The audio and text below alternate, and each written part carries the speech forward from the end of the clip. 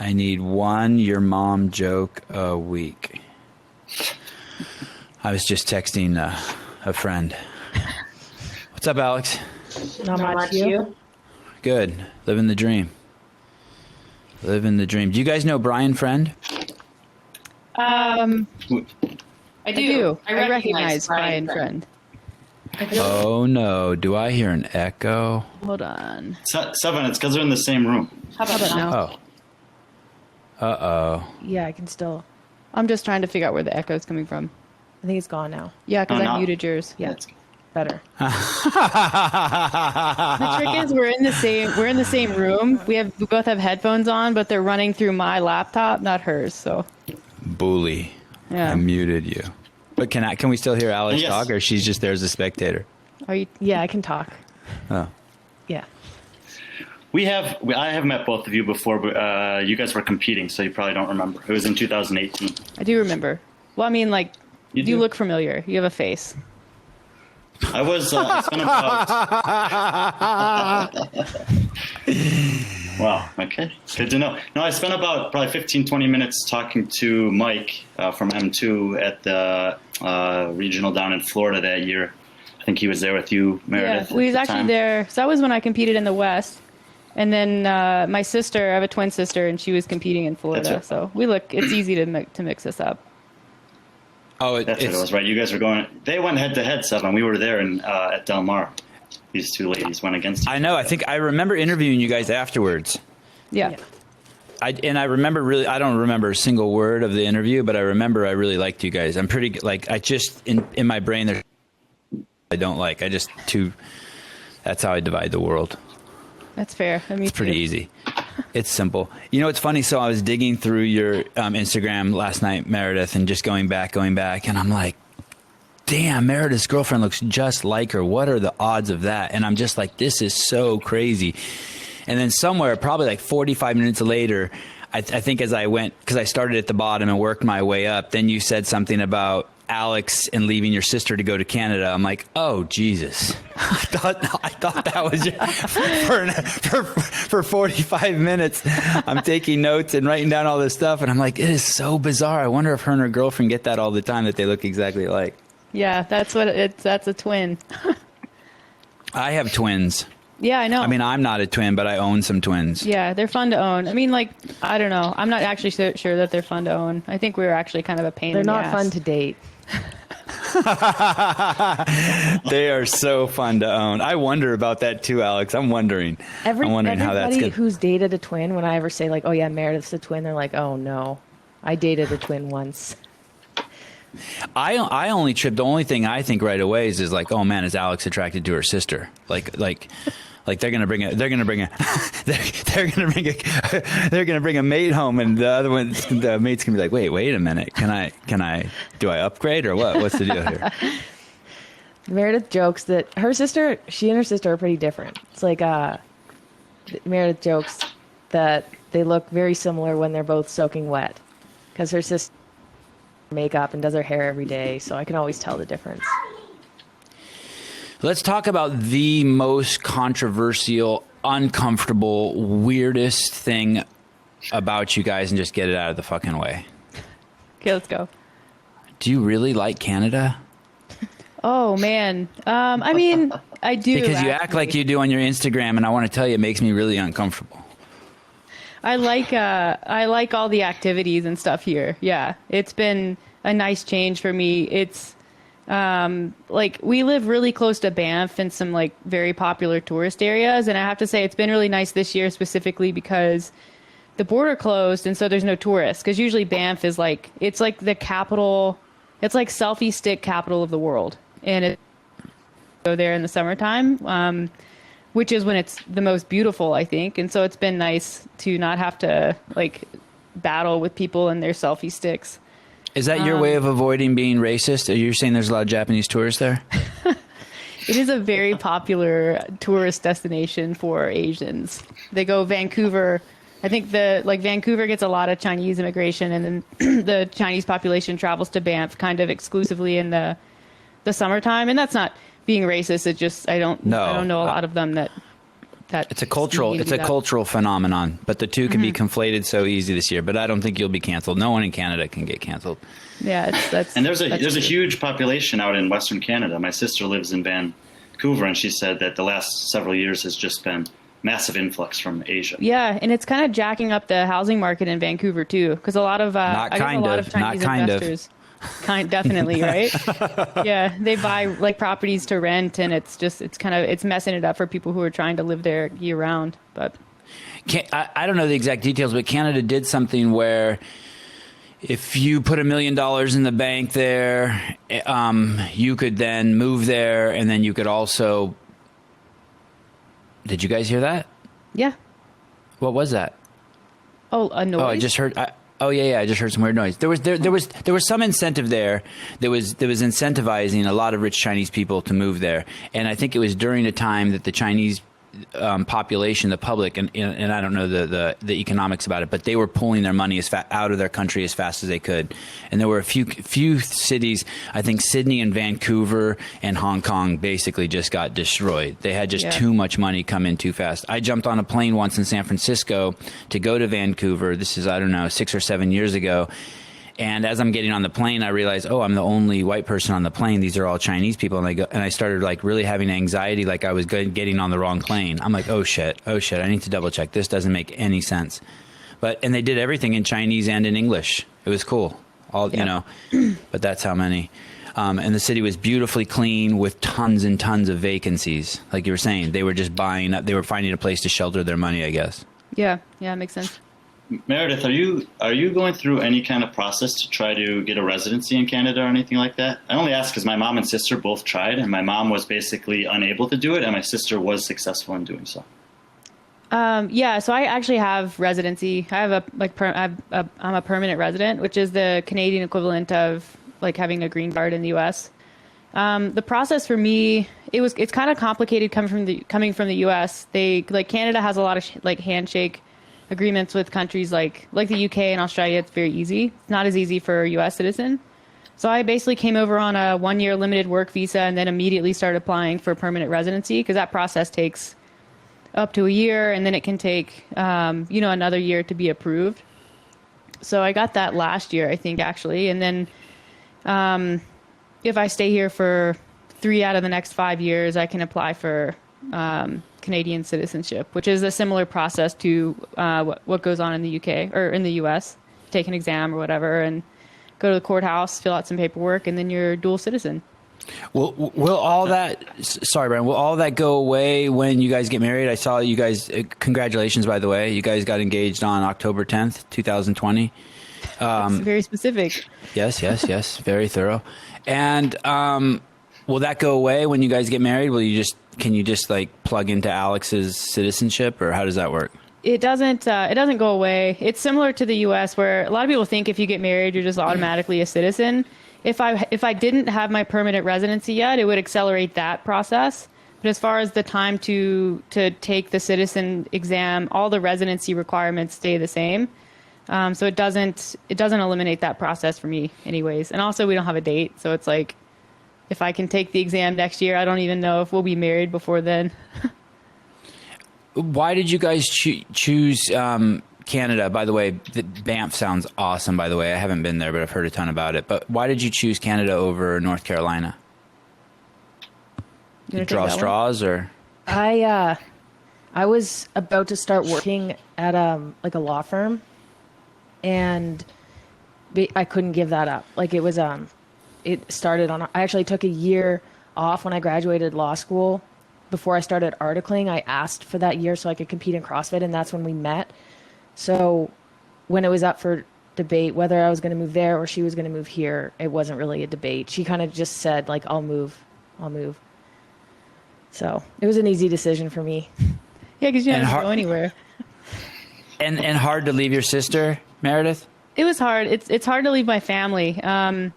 So that was kind of a weird year for me. It was a transitional year anyways. So I quit my job back in the end of 2016 to just play for a year and kind of figure out what I wanted to do. I worked in pharmaceuticals, and I was fully planning on going back. Evil. Well, biopharmaceuticals, not the bougie first world stuff. Okay.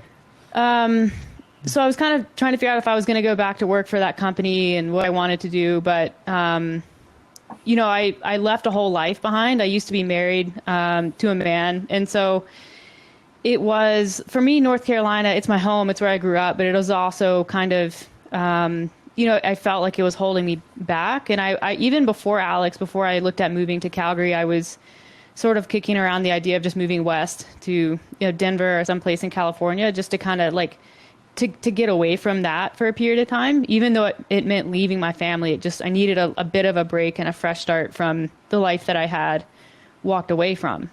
So. You said you were married before, Alex. You weren't married before, and is this the first relationship you've had with anyone, Alex? From looking at your Instagram. No, I had dated people before, but this is my first like long-term relationship. You basically had the brakes on for anything to let anyone in. Yeah, is what it sounds like. I did with Meredith too, and she really pushed through.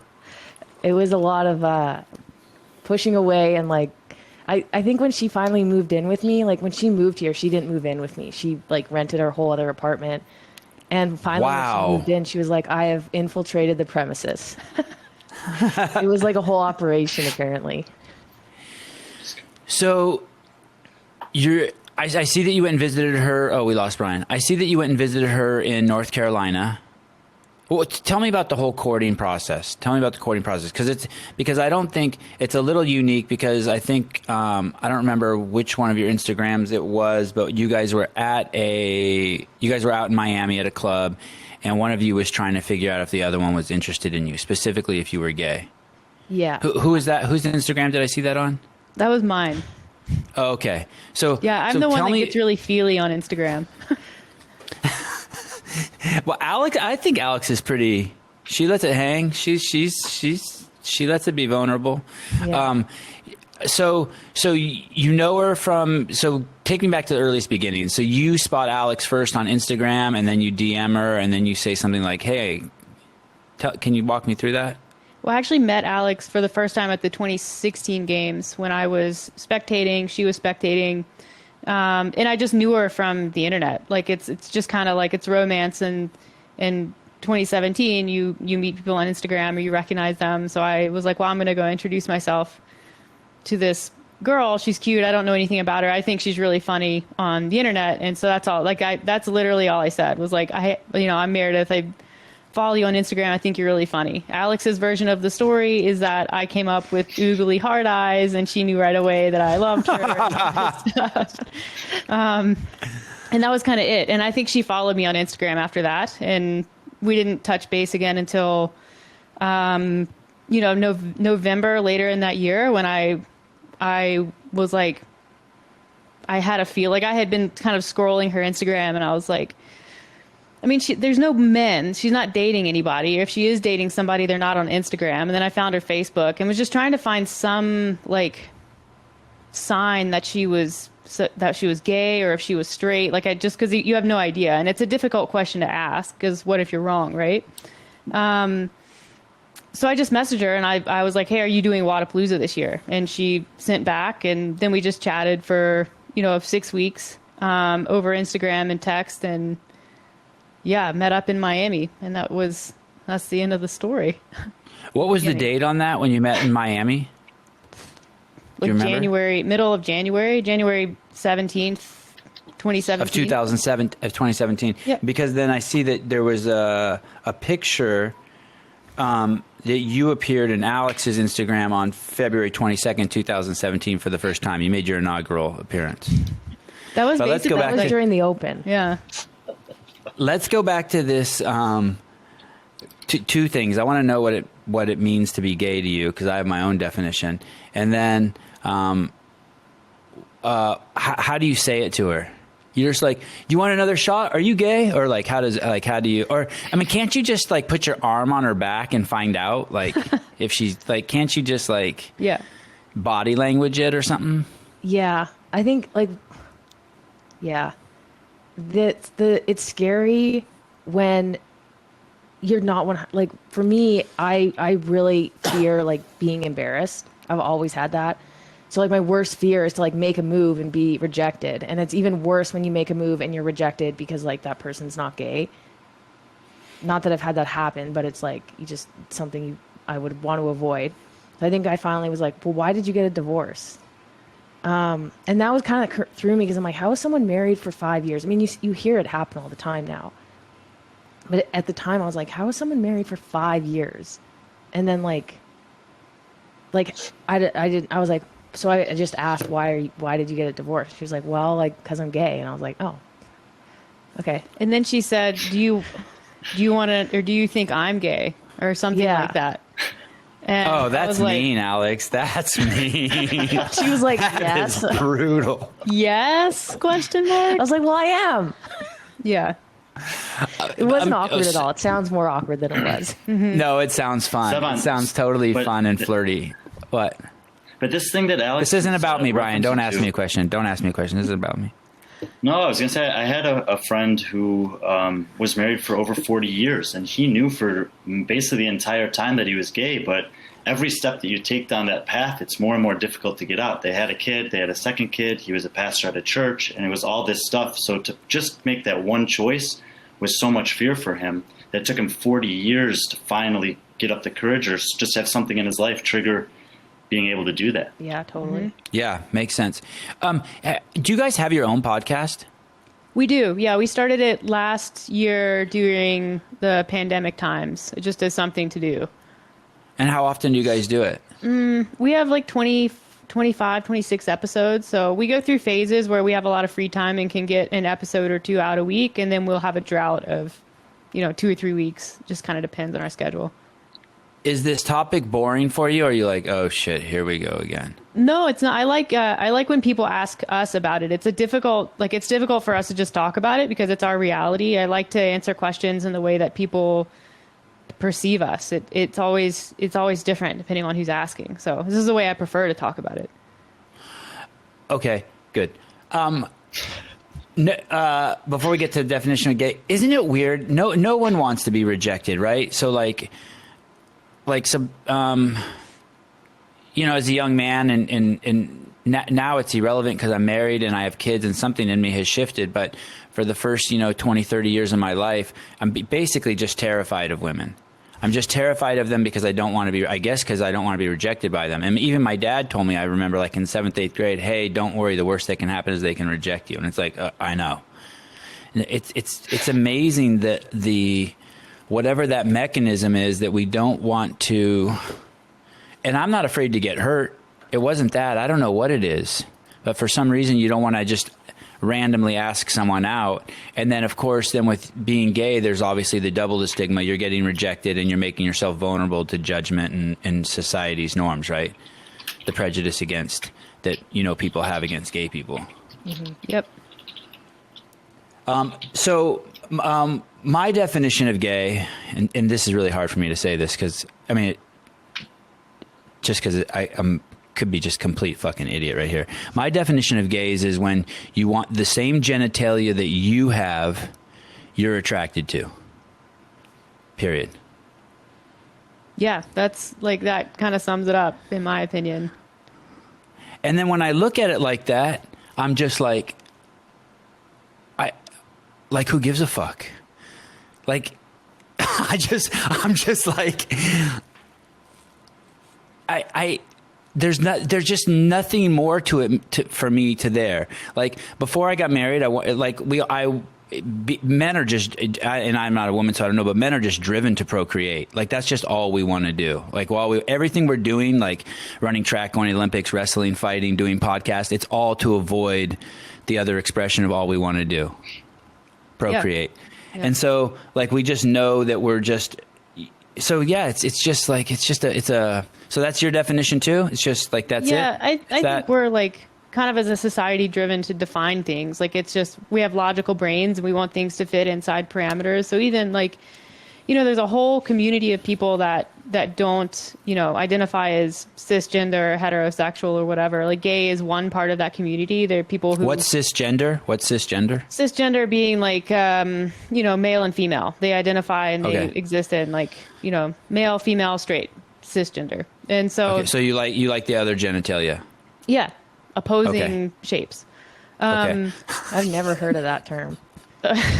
Good. That's the thing, Don't like, use it. the funny thing- And I'm going to forget it as soon as now that I'm done. I've had to ask like 3 times this. I don't want to know that stuff. Yeah, it's there's personally. But this go on. whole movement with the pronouns and like, I get it. It's about creating safe space for people. Like I feel a lot of pressure as a gay person to be an expert on gay things or queer or whatever. I'm not. Like, I think that people mix that up sometimes. I'm sure that I use the wrong pronouns and say the wrong words a lot, but there's a whole community of people who just don't identify in a straight white normative way, and like gay is one part of that. And I've said it before, like as far as gay culture in the United States or the world, like we are the most digestible form of that. I think like straight white women, it's easy to get down with what we're doing and like not be too offended. There's a whole spectrum of being gay, like being a gay man is usually received in a totally different way. Being a gay black man is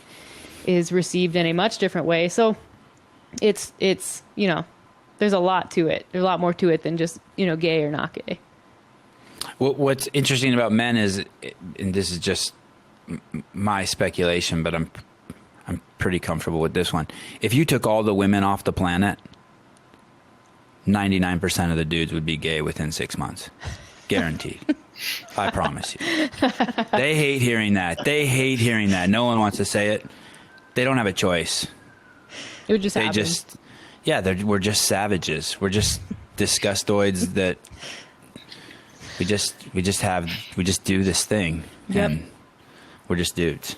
Yep. So that's the bizarre thing. It's a very thin veil. I mean, it's as thin veil as like 3 months. Sorry, 3 months. Did I say 6 months? 3 months. It is such a paper thin veil. It is paper thin. And you could tell if you're listening to this and you're a dude and you felt triggered or you felt a response, that's how thin the veil is. It's okay. You're still straight as shit. I'm not saying you're not. I'm just saying if they took all the women off 3 months later, you'd be in bed with me. Can you get married in Canada? What's the rules? Yeah, Canada's super progressive with that. I think I don't know. Do you know what year same-sex marriage? You're the worst. You're like the worst gay and the worst Canadian. I think it's unflappable. Yeah, I love her like, stoic face. Yeah.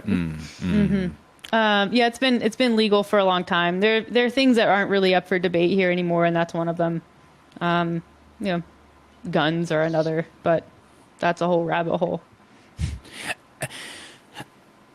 Alex, you, from what I see on your Instagram, sorry, I want to talk about your body, and I want to talk about something you just said about being embarrassed. Is that why you pursue being embarrassed, to face your fear? Is that why you do certain behaviors, like the naked photos or the beach photo where you're like this? Or are you just like, is it like public speaking? Like, I hate podcasts, but I do them to face my fear. I hate public speaking. I do it to face my fear. And then when this podcast is over, I'm going to like celebrate. Like every podcast, I'm like high as a kite because I'm like, holy shit, I did one. Is that why you do those things? You're just like, fuck it, I'm going to take a axe swing at this demon. That's a good question. I think, or like even the demo team, you got to be out there in front of everyone. Mm-hmm. Yeah, those are all like kind of nerve wracking. Even now, like the number of times I post something and then like immediately delete it, even if it's like something like just totally like what normally would post, I'm like, people don't care, I'm gonna delete this. Or people think it's stupid, I'm gonna delete this. I think the nude one, I can't remember the first one I did. I won that assault bike, or we all got one for qualifying for the games, and they're like, it'd be great if you posted about it. So I was like, it'd be funny if I posted. I think funny enough, it was my mom who I said, it would be really funny if I posted myself nude on the bike, because it's like my very own assault bike. And she was like, you should totally do it. Obviously. Is Brenda your mom? Yeah, she is. Okay. And I think I just was like, it's Instagram, I'll just do it. And I got a lot of like, people loved it. It got a lot of really weird comments that I was like, okay. But then, it's just the internet. And then I think the internet, like, and anything, Instagram is not like real. Like people are so surprised when they meet me and they're like, I was expecting somebody completely different based on knowing me just from Instagram. So it's almost like a protective shield, maybe. How what do you mean by that? How is that a protective shield? To post a naked photo of you on an assault bike, tell me how that's a protective shield. Because you're the opposite. You're telling the world you're really vulnerable, but you're not. Like it's kind of like a misdirection. Like you're misleading them on purpose to protect yourself. It's possible. I've never really thought about it too much. Yeah, I'm not sure. There's just, I think now I'm a little bit more reluctant to do that because I have a presence outside of just like Alex Parker CrossFit athlete. Like I'm trying to be more of a professional in like nutrition and like a business owner. So maybe I'm less likely to do stuff like that now. But before it was like, I honestly have no idea that's a tough question. We'll circle back to it on the third podcast we do. When there's a post you make in there about, you basically say you say that the reasons why you eat a certain way and you measure your food and you do it because one of the reasons you give is aesthetically to have a good body. And I thought, well, no shit. Like finally someone's going to say it. We want to have a we want to have a good body. Like if I liked my body, I mean I like my body, but if I thought that other people like my body, my Instagram would be full of shirtless photos.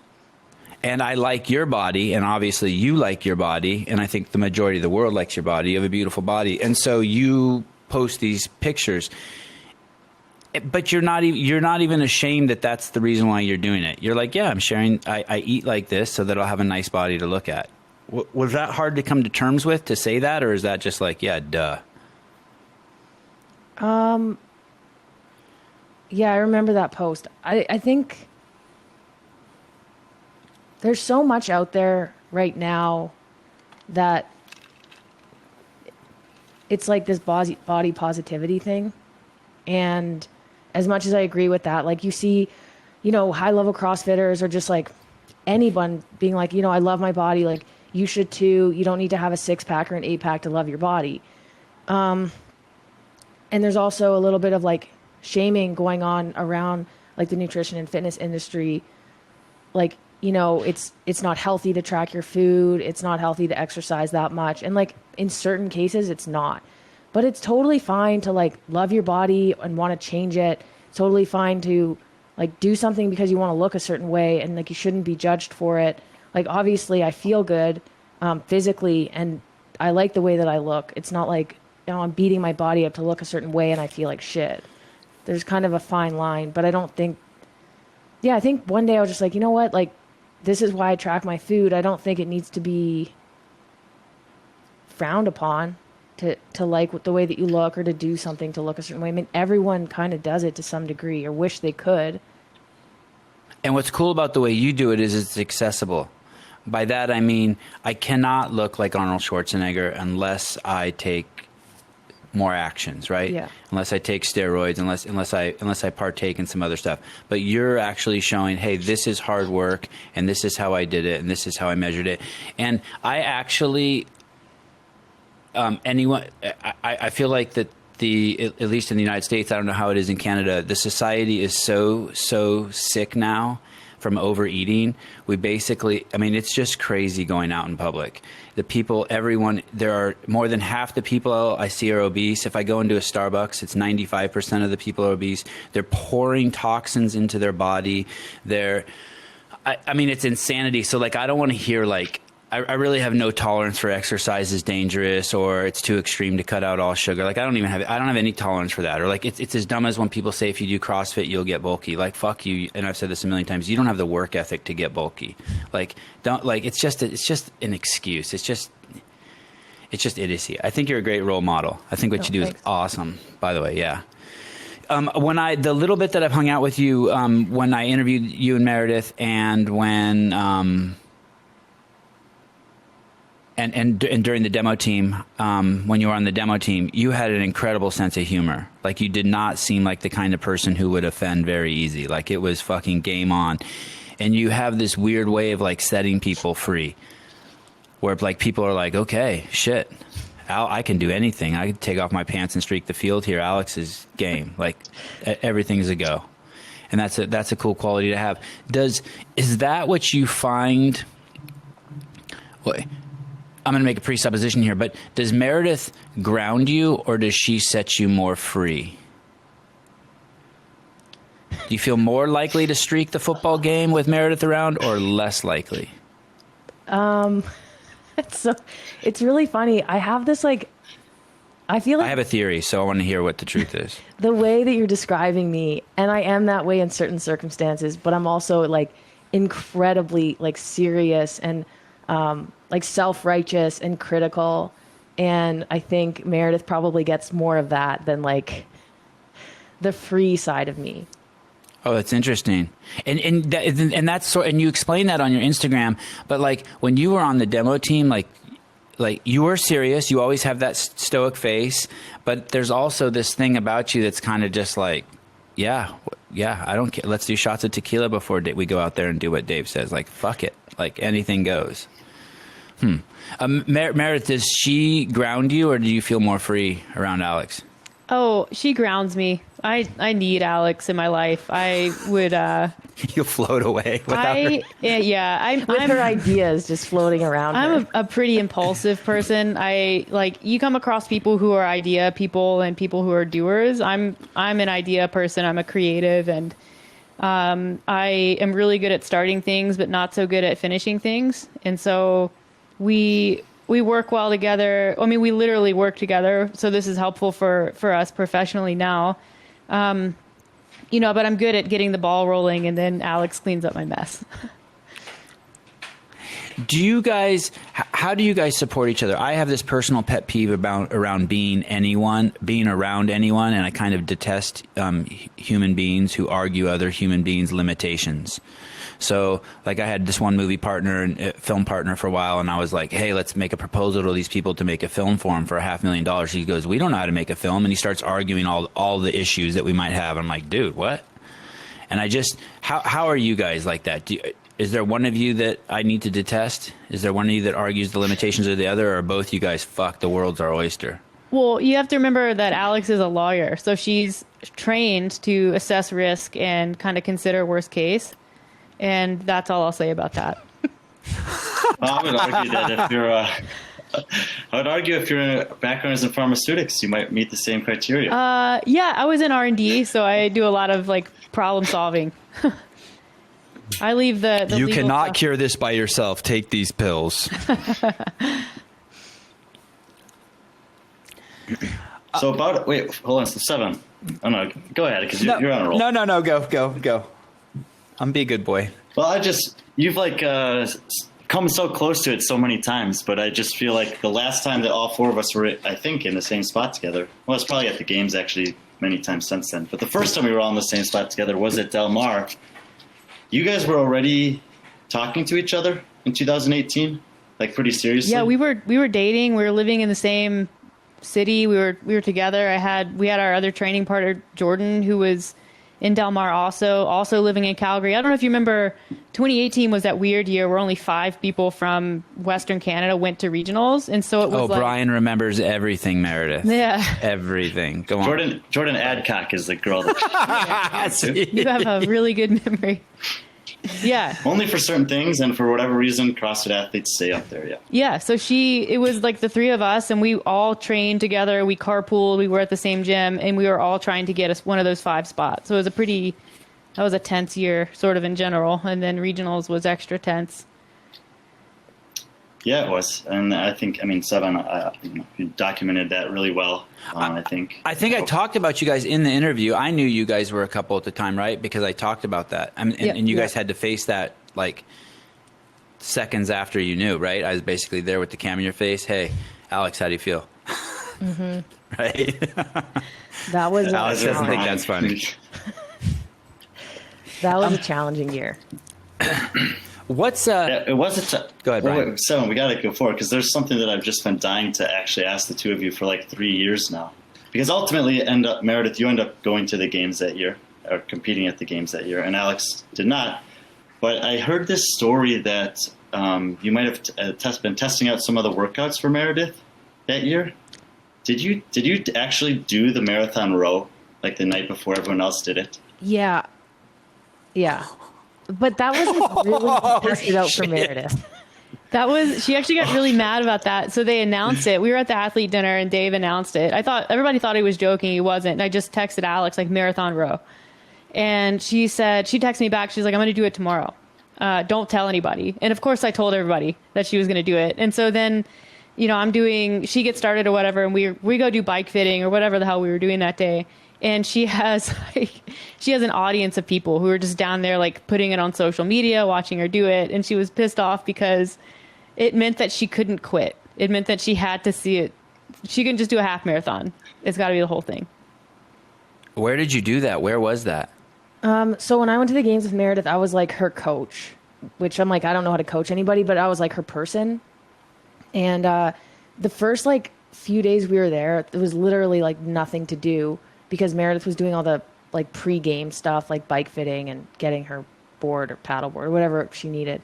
And they had at the athlete hotel, they had in one of the conference rooms or ballrooms, whatever it was, they had a few rowers, like a platform for like lifting and stuff, some like dumbbells and boxes. So I just like went down there. No one was there when I started. It was just me. And I was like, I'll just do it. I think I had like some orange juice with me. I was like, okay, I'll just. And then her headphones died, in the meantime? Yeah. Oh, God. In the meantime, everyone else who's doing it the next night is bringing out like a full basket with supplies. Yeah. How was your time? Yeah, someone had told me. I think I was like Meredith beat me by like a minute or something. So I was like 3:16. I was cruising for Well, it always helps to go second. the first like 32 kilometers, I was fine. The last 10 kilometers, I was not okay. Like, I got up every like 2 kilometers and it was just brutal. But I had to finish because Meredith had told all these people. So, but I'm glad I did. It was a good challenge. My favorite post out of both your Instagram accounts is on Alex's account. And it's a post where, I think it's on your account, and it's a post where you just finished a workout and Meredith walks up to you and says, "How much did I beat you by?" And I thought that was ballsy as shit that you posted that, because in that half a second before the clip ends, your face says a lot. That is intense what your face reveals.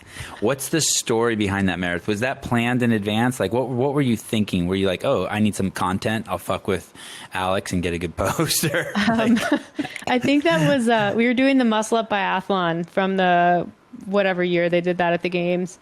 And we did it inside a gym. We did it on the like air runners. And I had a game plan. It's just the way that we are about it. Like, as athletes, I'm kind of more of a gymnastic. I'm good at muscle ups. I like running. Like, that's kind of a wheelhouse workout. And then Alex is not as good as at muscle ups, but she's gotten quite a bit better. And so I was filming it for our coach to watch. And I finished it, and she finished like maybe less, like a little bit less than a minute behind me, which was a pretty good time. And I thought I was being funny and cute and went over there and made a joke, and she did not find that to be very funny, but it ended up at the end of the day being some really, really good content people can laugh at. Great content. Alex took one for the team. Yeah. I see you guys. Go ahead, Brian. No, I was going to say, I don't think people realize sometimes when they see CrossFit athletes, especially the girls, because a lot of them are very good looking, and if you don't necessarily see them with their shirts off, you wouldn't know. But when they get on the competition floor, like, you guys are such fierce competitors that it's like you can be this pretty beautiful woman in your life, but when you go on that floor, it doesn't matter.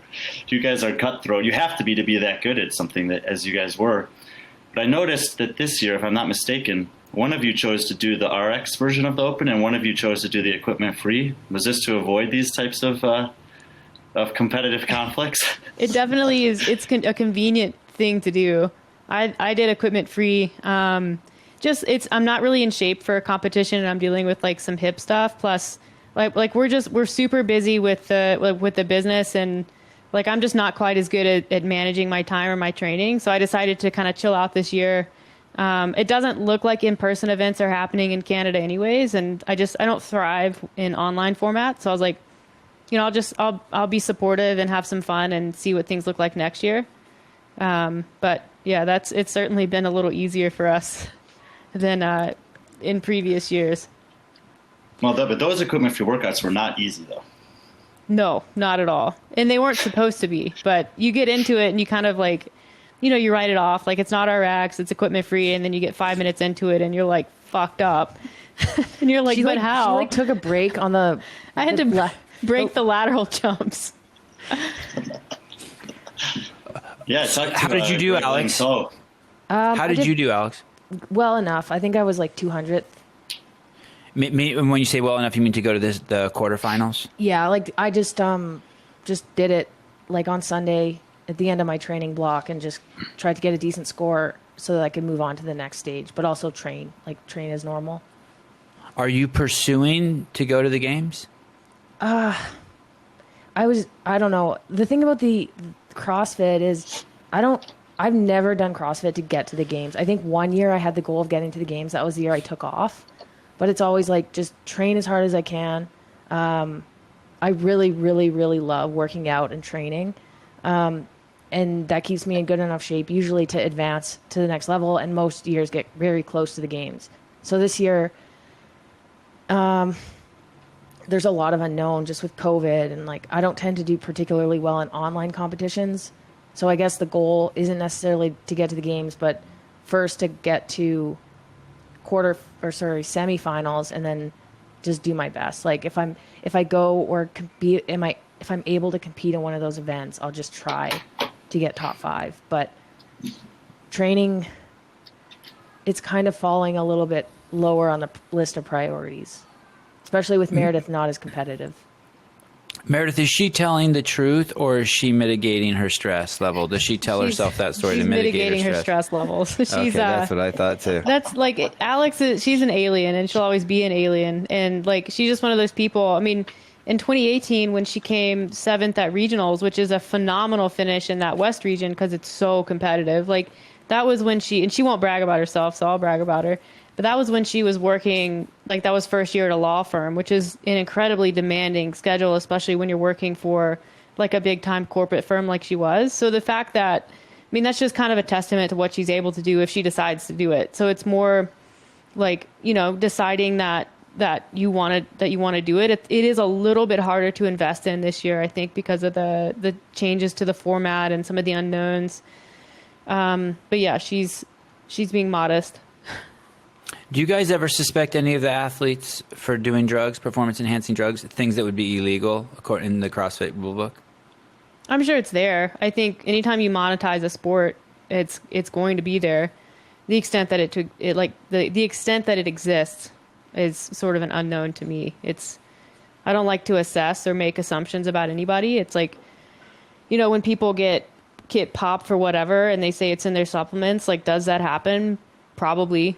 Is it possible that they're taking things and they just didn't time it right? Also, probably. So, I don't think it exists at the high level as much as it exists probably in those fringe athletes who were just trying to break. I always said if you went to regionals and you tested people who were coming like 30th, if you tested that block, you'd probably see a lot more of it than you would expect.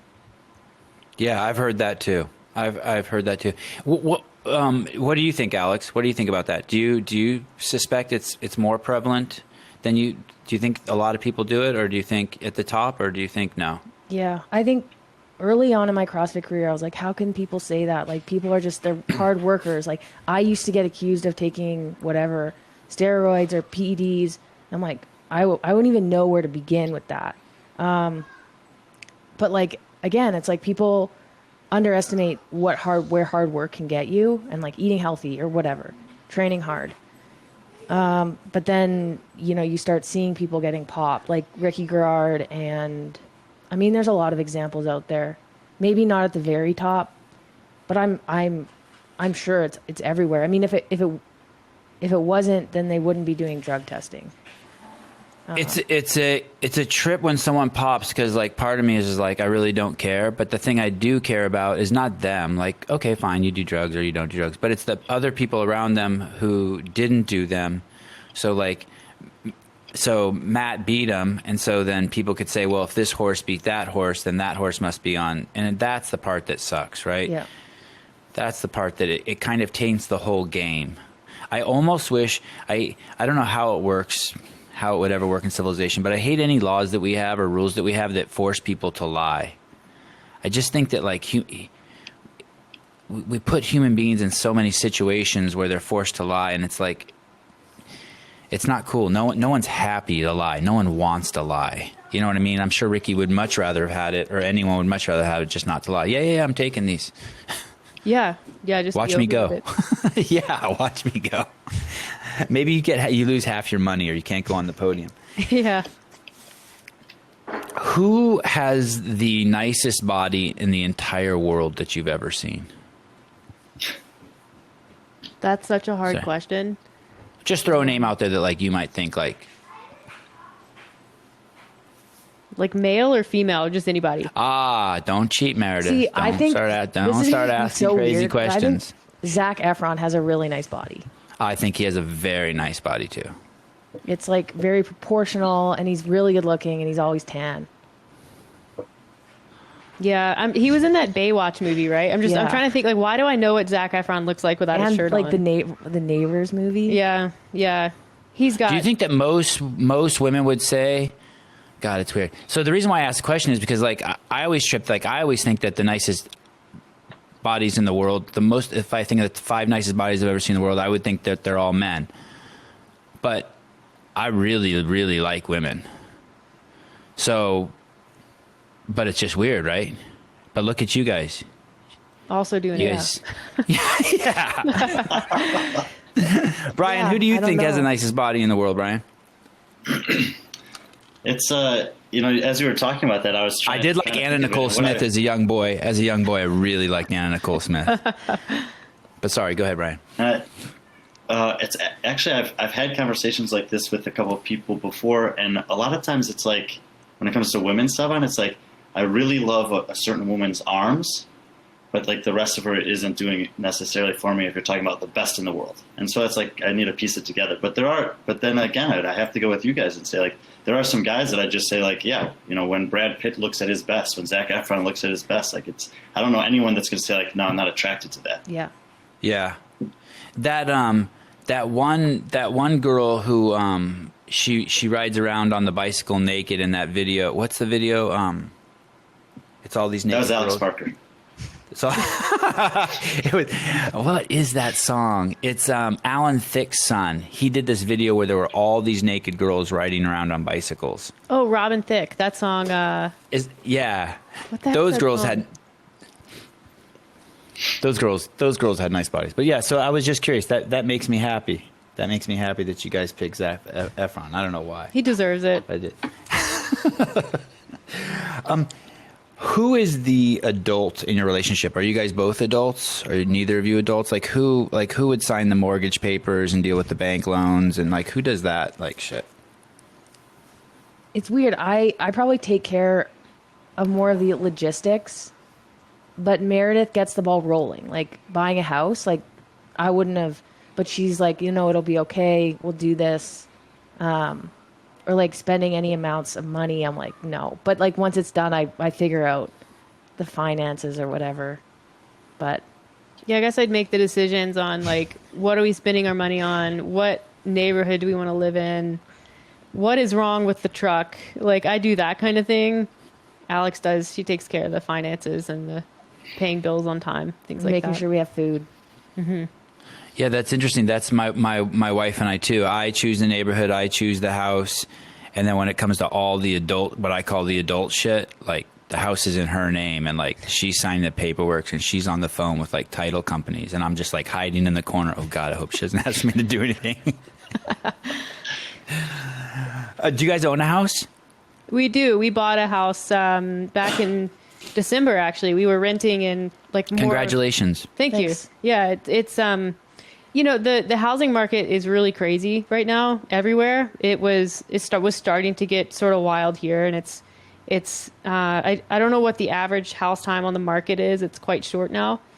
But we were in more downtown Calgary, in a condo, and basically what happened was they were going to tear down this old crappy building behind us and start building a new condo, which we found out, and we worked from home and just kind of decided we didn't want to deal with that noise for the summer. And so, we started thinking, well, maybe we should just buy a house, and we were in a good financial place to do that. And so we bought one on the west side of the city, which is like literally there's a traffic circle that goes out of our neighborhood, and you take the first exit to Banff, and that's like, it's been really convenient for us because we ski and stuff. So.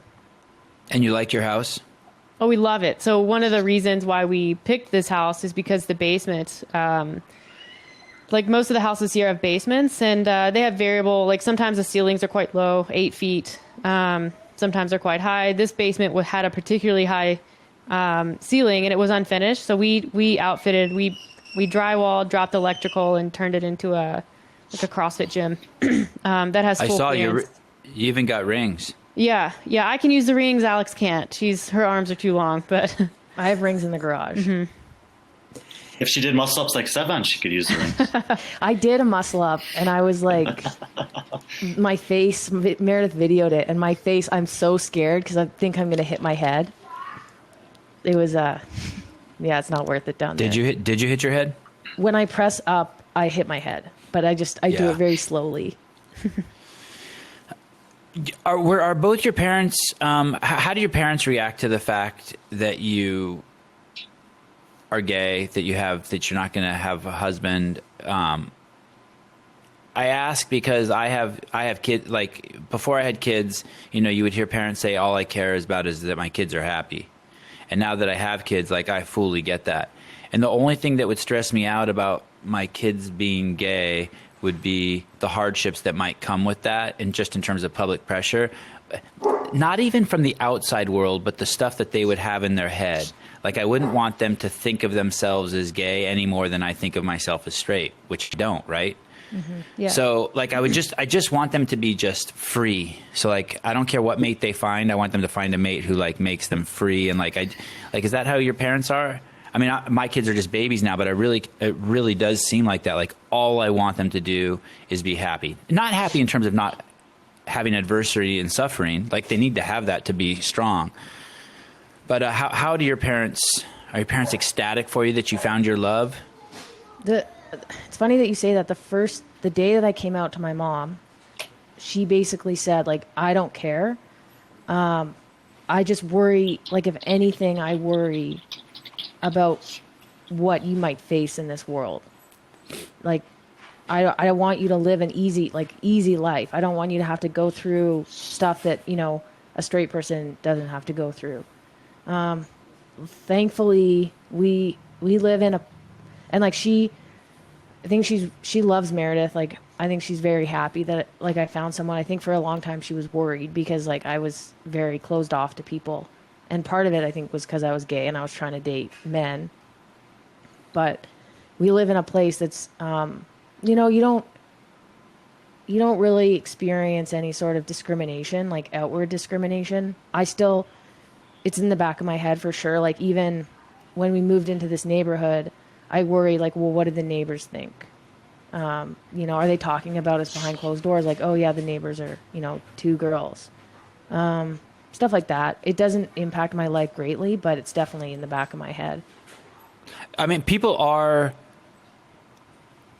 seeing you the same way they see people, like, like when you see someone who doesn't have an arm and you take a double take because you're not used to seeing a human being without an arm. Mm-hmm. And so when you do see 2 girls walking down the street holding hands, or you do see 2 guys walking down the street holding hands, you see it. Yeah. Or like, I never ever used to see people by color, but now that we're in this fucking crazy fucking, be nice, Evie. Now I know, like, I'll be at the beach and I'll see someone who's black and I'll be like, oh, there's a black person. When I never ever, like, I never did that. So when the society is when there's a lot of chatter, you know what I mean, around something, or like if you see someone who's, I don't know what the correct term is, a little person, mm-hmm. like You look, I love my kids because they'll just walk over to a guy without a leg and they'll be like, yo, what happened? Where's your leg? You know what I mean? Yeah. And that's the way it should be.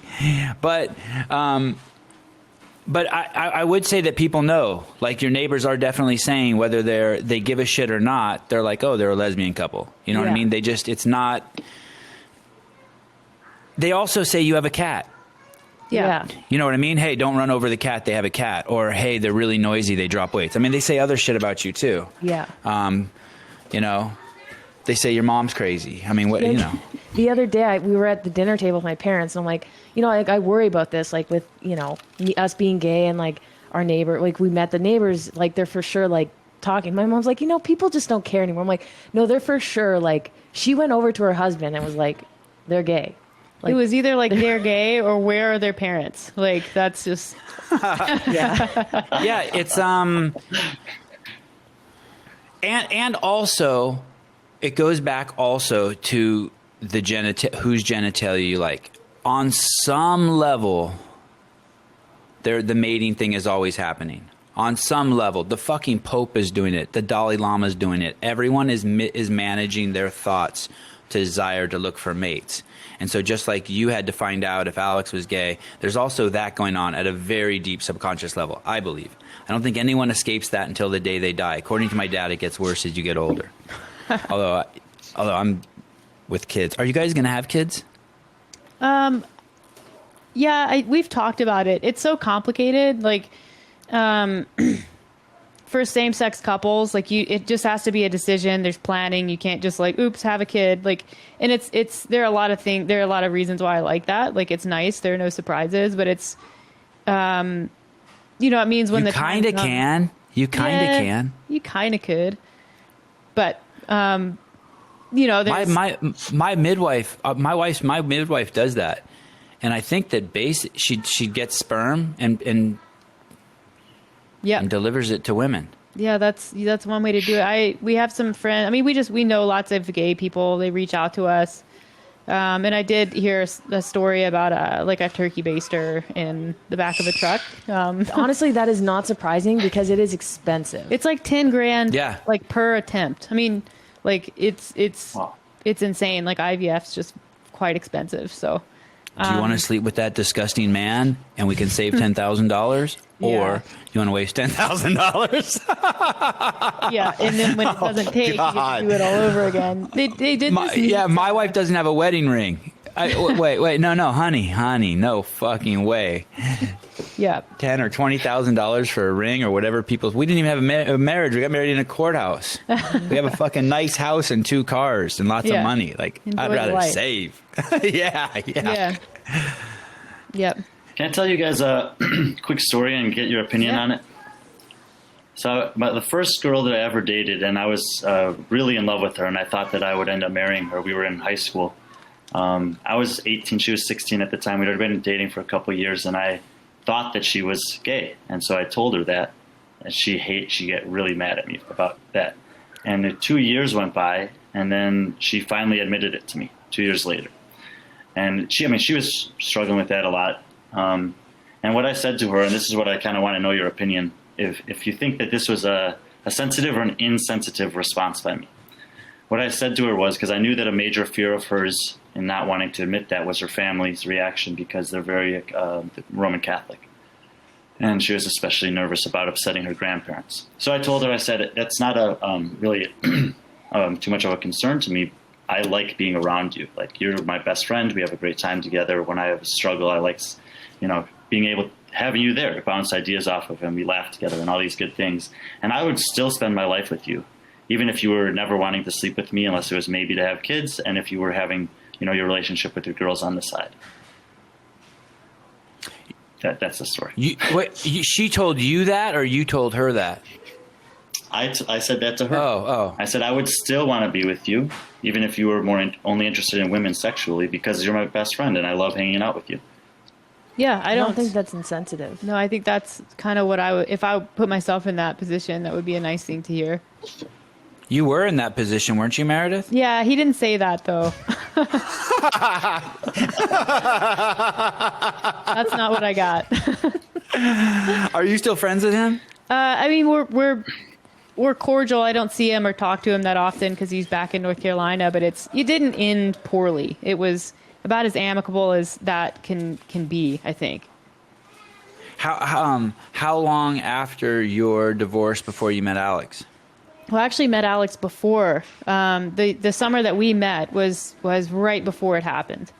But it wasn't like I wasn't pursuing, I wasn't trying to date anybody. It just so happened that I wasn't introducing myself to Alex because I was like, I'm going to hit on this girl. I wanted to introduce myself to Alex. Sure. She doesn't believe that, but when I don't know what your earliest memories are, but I knew for some reason in kindergarten that I really, really liked my kindergarten teacher. I obviously hadn't been sexualized at all. I didn't know why, but I really wanted to impress her. I wanted to be close to her. I wanted her to touch me. Like I wanted my parents to invite her over for dinner. They never did, but I really liked her. And then, you know, I liked chasing girls and getting their phone numbers in third grade and stuff. But I still didn't know anything. I mean, I didn't know anything. I didn't lose my virginity until I was 18. I didn't know anything forever. I just kind of was. I had a girlfriend when I was 16, and we were together for 2 years before we had sex. Like I just didn't know what I didn't know. Is it like that for you also? Like in kindergarten or however old girls are when they start getting feelings? Are you like, oh yeah, I want Mrs. Allen to come over to my house and give me a bath too, but you don't know why? Yeah, I can't remember anything like specific, but I just have this general like memory of always being more concerned with girls and women, and like not from I want to hang out with them, I want to touch them, I want to do anything, just generally more interested and concerned with females. And I remember that from a very young age, and maybe I didn't know what that meant or how to define it, probably like you didn't either.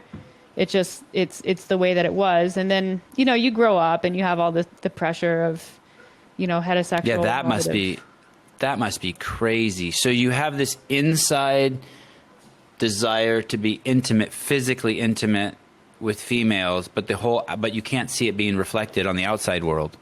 Yeah, because you never see it. Yeah, and that's bizarre. That's bizarre. I grew up in the South, and so you really don't see it down there. And it's not like my family was particularly conservative. They aren't. They're very democratic, actually.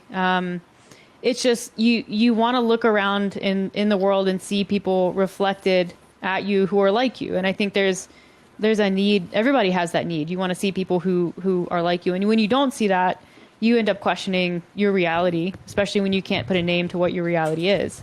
And so that's what growing up in the 90s was, even though, you know, that was kind of at the start of where gay culture was starting to be popularized in media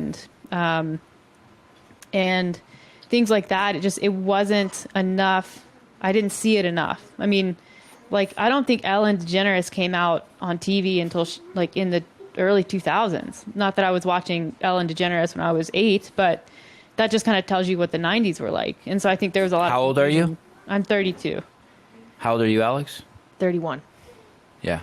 Yeah. So sorry, Meredith. A lot of confusion. Yeah, no, when you can't put it, you don't know what it is that you're feeling or why, or you know, if it's normal, if it's not normal. You're like, maybe everybody just kind of hates boys and they deal with it, like they just date them anyways. Like, you know, it wasn't until high school I started to see. Wait, that's a great line. Maybe everyone hates. Hey, don't rule that out. Don't rule that out. Don't rule that out. Go on. Yeah. Sorry. And then, you know, for me, my parents divorced when I was 11. And so, you know, I just had a lot of turbulence in my teenage years. And I think a big part of me wanted and craved a lot of stability. So the instability that I didn't have when I was a teenager, I sought to create that for myself. And it's why I pursued academics the way I did. And I got the degree that I did, and I networked, and I got the job that I did, because I was just trying to build this white picket fence life for myself, because it felt safe, even if it felt wrong. Like, that's kind of everybody always asks, well, why did you get married? I got married because it felt like the safe thing to do at the time. And that overruled what I knew in my heart to be true. And it's like, you know, I would have these crazy, just out of body experiences where I would see myself living this life that wasn't mine. Like, that can't be me. That can't be me living this life. Like, that's not me. And that didn't stop until I got a divorce, until I moved here, really. And now that doesn't happen so much. So, Or at all. yeah, at all. It never happens. I have this firm belief that we're all just mirrors here, that we are all just reflecting each other, and that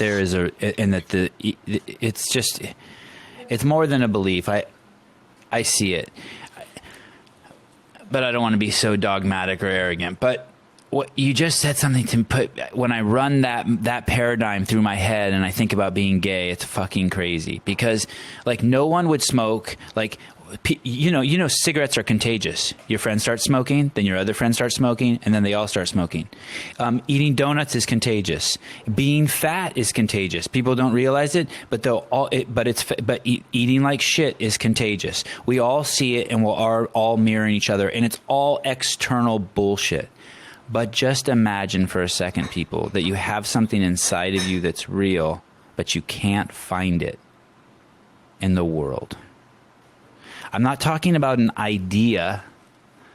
Like there's people like there's two guys walking down the street. One guy's black, one guy's white. They're walking towards each other. The white guy crosses the street, and the black guy has an idea he crossed the street because he was racist. That's an idea, and when you have an idea like that, and you believe it, you're conflating your idea with reality, and now you're lying to yourself, and that's how unfortunately a lot of racist beliefs happen. But we're not talking about that. We're talking about something that's actually real inside of you. Your desire, it's coming from inside of you, your desire to be with other women, but you can't find it in your world. I gave myself goosebumps. It's crazy. It's really It's really amazing. It's got to be, I have to imagine it's got to be one of the weirdest things ever. You know something is real, but you can't see it. And well, Yeah. now you have Alex. You can see it every day. I get to see it every day. It is weird to think back. Like, I have vivid memories of this life that, like, it was a good life. I had a lot of security. I had a lot of financial security. Like, I remember exactly what that was. But when I think back to it, it's like, it almost appears in my mind like a movie. Like, it's so abstract to me now because. Do you forgive yourself for it? Sorry? Do you forgive yourself for it? I'm making the presupposition that, like, do you ever feel like, do you ever feel like you abandoned yourself, or do you beat yourself up like, God damn it? Or are you like, no, I'm glad I took that journey? Yeah, I don't think I would be where I am now if I didn't. It's like there's little butterfly effects in life. Like, would I have made enough money to take a year and a half off to play CrossFit and meet Alex? Probably not. So it's I don't regret any part of it because it got me to where I am now. Like, the most regretful part of it is that I hurt someone who I actually did genuinely care about, and that was my husband.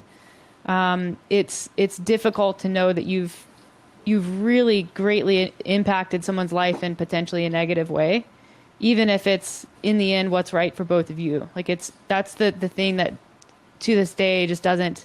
I still struggle with that when I think about it. But you didn't get fat. You didn't turn him on to donuts. You didn't bring heroin into the household. You didn't fucking bring home a dog that bit someone and you guys lost your house. You didn't force him into orgies. You didn't introduce him to intravenous drug use. Those are all external. This thing came from inside you. Look at me. I'm yelling at you. This thing came in from inside of you. You don't have a fucking choice. Like, if you would have started bringing donuts home, I'd be like, yo, Meredith, you're a bitch. But, like, and got him fat. But, like, you didn't, right? Yeah. Like, you didn't have a choice. Yeah. And I think at the end of the day, that's kind of, I know that he knows that and I know that, and that's how we both sleep at night, I imagine.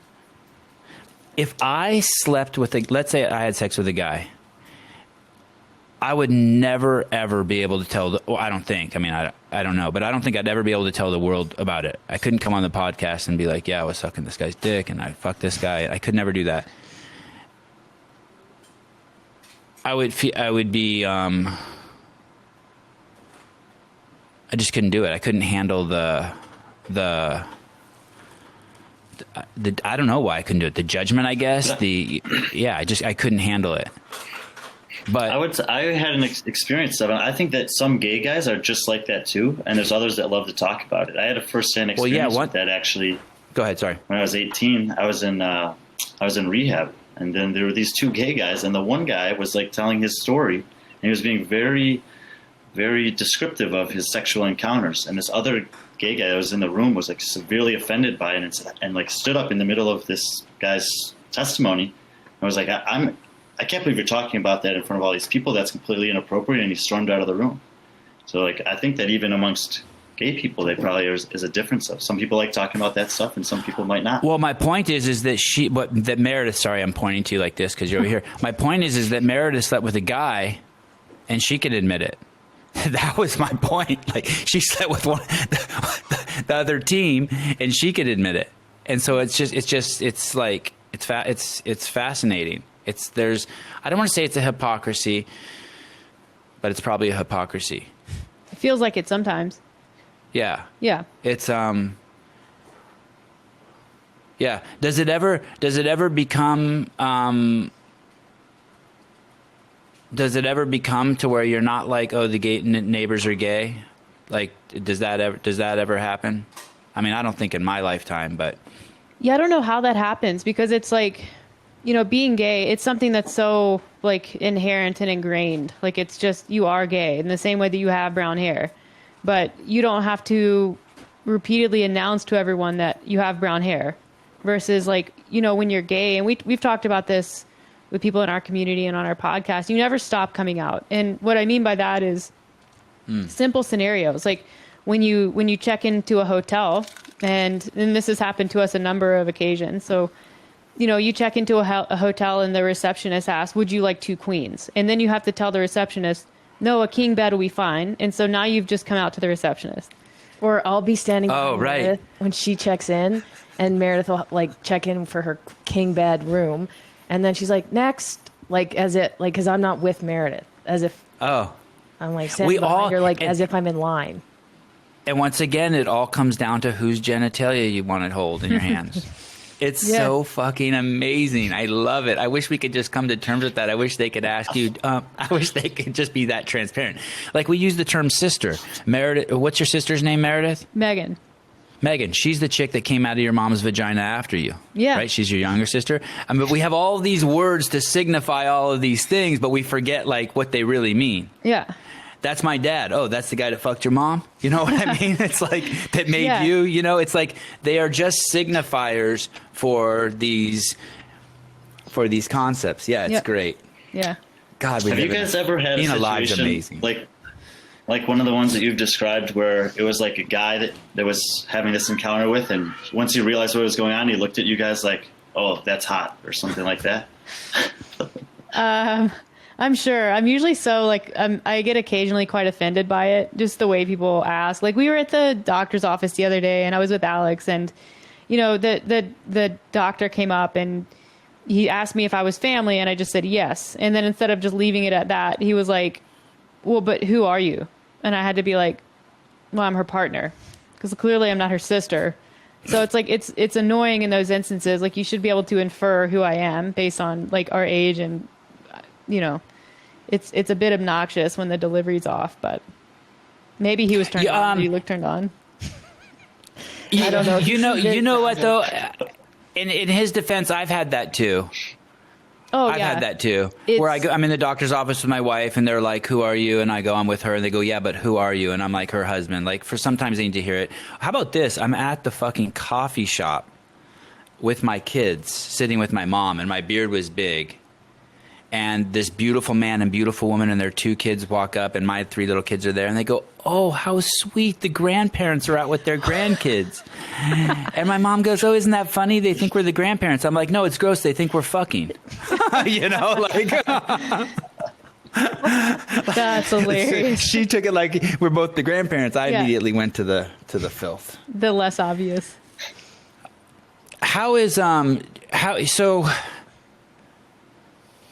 How's jealousy between the two of you? How protective over you are of the friendships? I have male friends that I'm very, very intimate with emotionally and intellectually, and there's no jealousy between my wife and I.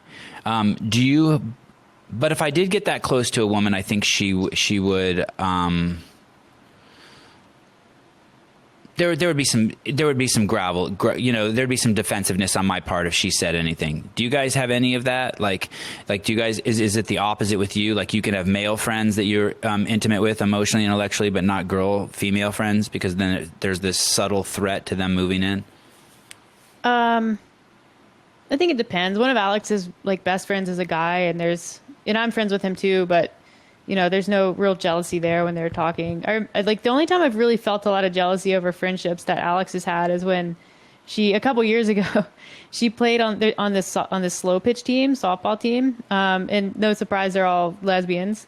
And it was very beer league, right? So these girls there are a lot of like up here, you have ex-hockey players, ex-rugby players. They're athletic, but they drink beer, and it's very casual. And then there's Alex, who looks like she's been carved out of marble. And so naturally, like, she's just the queen of the gays on this slow pitch team. And there was this sort of obsessive level of Alex worship going on. And, that sounds fun, Alex. I want to be on a I team had a like great that. time. I'm actually rejoining that team this summer.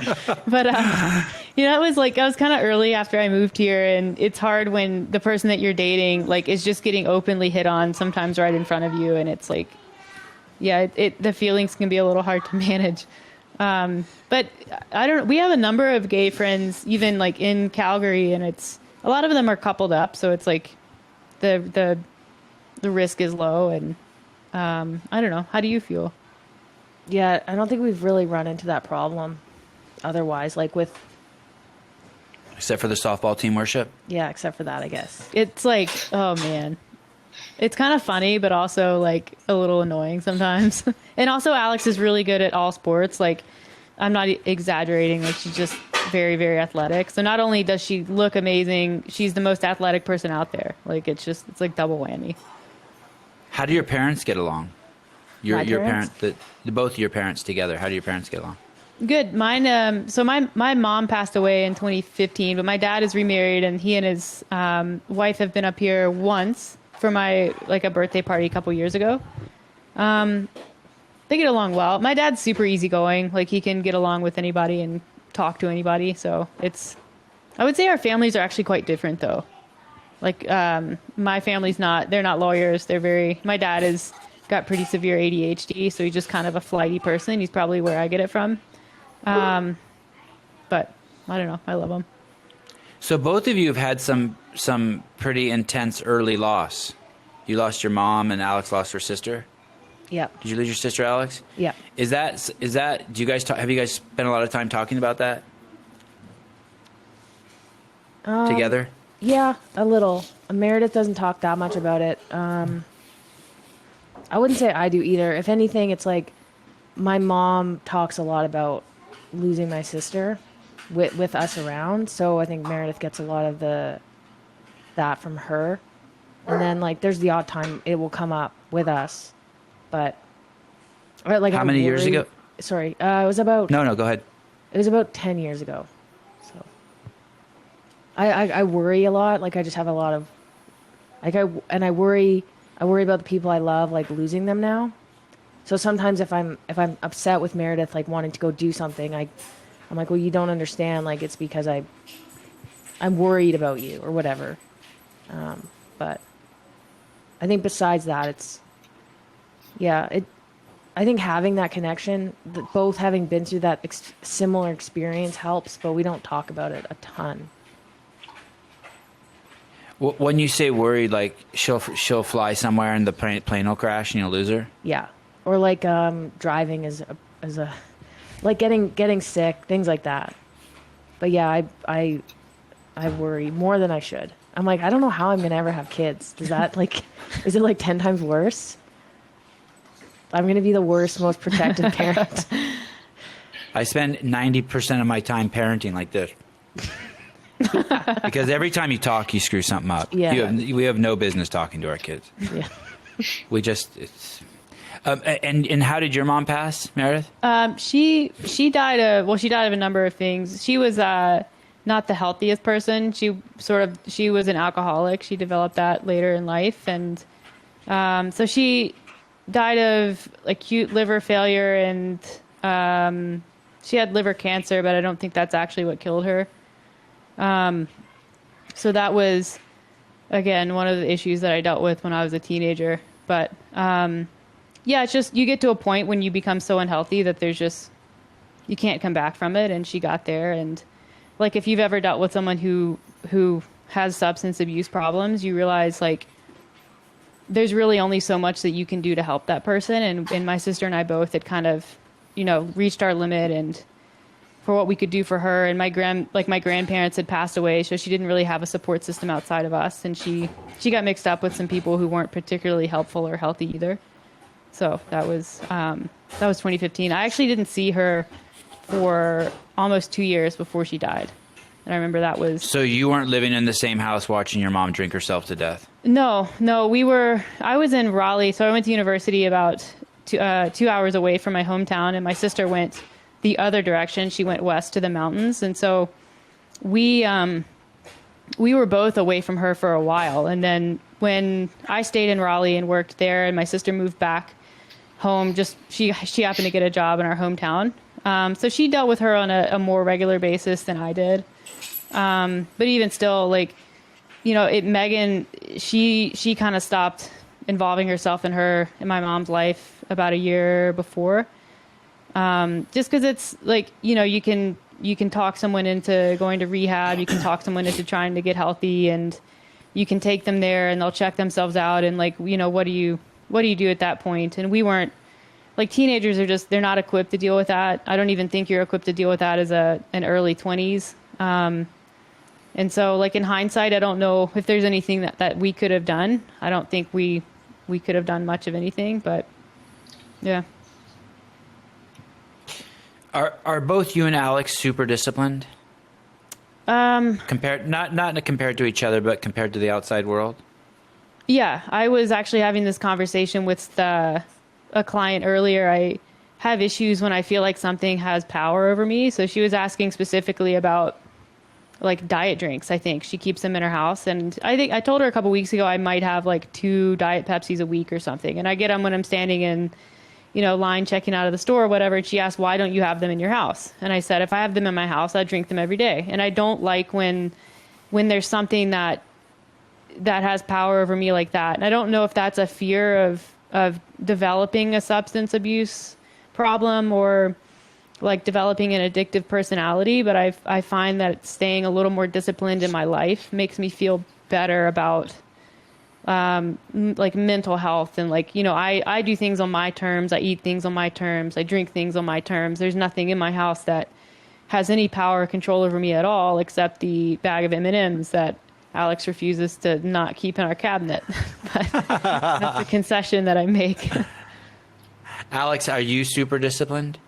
Yeah, I would say, yeah. I would extremely so. To the point where it's almost a bit of it can be a negative quality in certain circumstances. Are you addicted to being in control? Like, are you tantalized by it? Are you get off on it? Yeah, I would say that's fair. It's the most comfortable thing for me to have everything in control, to have like a plan, to stick to the plan. When shit hits the fan, it's my go-to. Yeah. I lose my job and fucking just ratchet down all the controls. Yeah. Just start controlling fucking everything, letting everything go. Anything extraneous, everything's just out the window. Like, and to be honest with you, I love it. I wouldn't change it any other way. I feel so happy when I do that. It's like, oh shit. Like my Sirius XM just expired, and it's like, I forget, it's like $400 per car per year. I'm like, fuck you. Like you were saying, Meredith, that is not going to control me anymore. Yeah. Fuck Howard Stern, fuck Fox News, fuck CNN, fuck MSNBC, all those things I listen to in the car. Go fuck yourself. Sorry, go ahead, Brian. You're getting robbed there. I signed up for Sirius XM for $35 a year, and every year they ask me if I want to bump to $120 a month, and I'm like, no, I'll pay $35 a year. I'm canceling my membership. Oh, but they let me continue it at $35 do you have a year complete? Do you have all the stations? I do. Oh wow. they're just like, I think their decision is, we'll take the 35 over the 0. Because I'm telling them, like, 35 or I'm out. And I tell them every year. Do you live in Canada? Keep me in. No. They're like, sorry. Do you want it for free? Alex, do you want kids? Yeah, I think so. Are you just saying that? No, we've talked about it. I worry about things about it, but I think when I'm older, I will be like, when I think about having toddlers or like babies, I'm like, I don't want that. But like, I kind of want to have like, 8-year-olds and up. Like, I want to have like, I have a really good relationship with my mom now, and I kind of want that. Like, I want to have like, that relationship, not necessarily with like a 30-year-old daughter, but like, somebody it's just somebody like to kind of fill up my life a little bit when I'm done spending all my time working out and, doing that stuff. When you bring, everything will change if you bring the baby home, by the way, I think. I mean, it changed with me. I never wanted kids. Fuck, I didn't want kids. My wife didn't want kids. And then, that she all of a sudden one day, she saw another woman breastfeeding. And then we lived with a woman who was breastfeeding.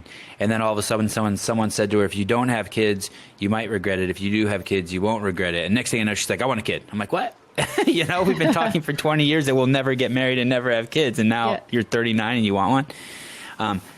I think one of the things you would really like about it, Alex, is you get to experiment with them. They're your greatest experiment. And so like you can really, and they flourish with boundaries. And so, and I think you would be amazing at giving, did I say Meredith? Sorry, Alex. Alex. You would be, you would flourish with kids because you seemed extremely disciplined. And if you set boundaries for your kids, really, really strong boundaries, then within there, they can go fucking crazy and flourish. Yeah. But it's the people who don't set boundaries for their kids.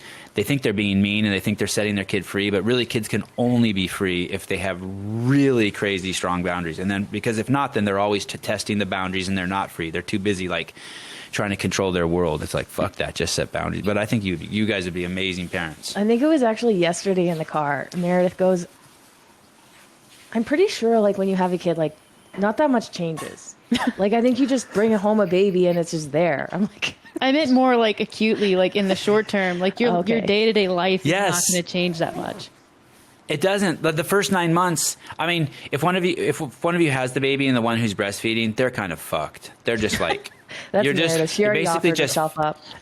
You're basically just feeding on demand. I mean, that's the way my wife did it. You're just feeding. But my wife learned to get off on it. I mean, she really enjoyed it, the process. And but the first 9 months for you, Alex, if she has the baby, will be easy. All you have to do is serve Meredith. It's so easy. You just bring water. They just drink gallons of water to make more and more milk. Sounds easy enough. Yeah, and you just go in the basement and work out.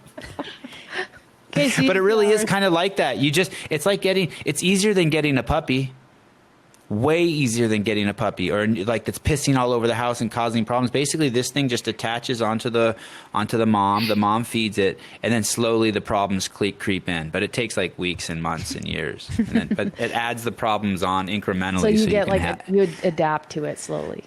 Yes, 1 air squat today, but by the end of the year, it's a 500-pound back squat.